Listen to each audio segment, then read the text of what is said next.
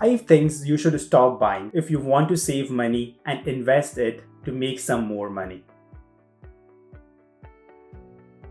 The first thing on my list is stop buying new cars. Every brand new car, as soon as it comes out the showroom, loses 10 to 15% of its actual value. This means that you are losing out your money every time you go and buy that new car. Above that, you will lose on further 10% every year. So for example, if you are planning to buy a new car for $50,000, as soon as it comes out of the showroom, it will cost just $45,000 if you go and resell that again. Buying a used car will save you 10 to 20% that you can invest and multiply in the long run. The second thing on my list is stop paying for subscriptions that you don't need. We sometimes pay for subscriptions that we don't really need at times, and we end up wasting our money. Let me give you an example. A Sirius XM, a satellite radio for which most of families use to hear on their car. But if you observe closely, they will mostly end up playing music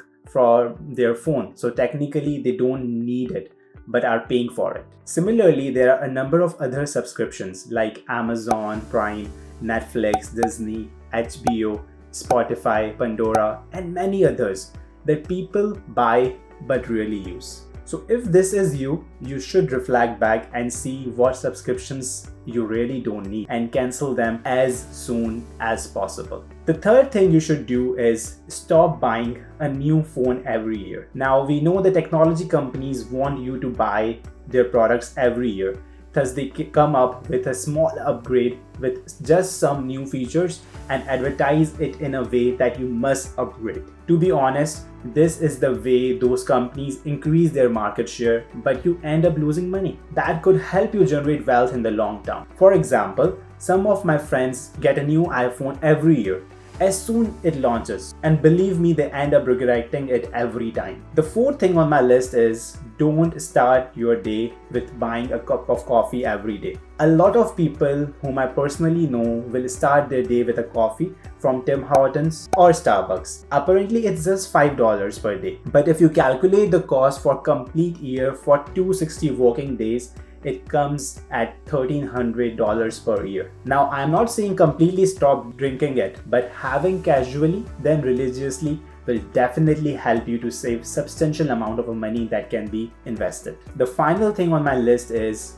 don't eat out too often. A lot of people quite often eat out unknowingly. They are spending more than they even think. Now, I do understand that a person should consider their time valuable, and if they are able to utilize that hour of cooking into some work that pays more, than it completely makes sense. For example, if you order food for $20 and you are making $100 per hour by doing some other work, then it completely justifies eating out. However, if you're ordering from out and are spending that time binge watching Netflix, then you are losing a lot of money here. On average, if you're ordering 3 times food per week, you are spending somewhere around $60 per week. That comes out to be $3,120 per year on food. And if you had cooked that at home, you could have at least saved 75% of that amount.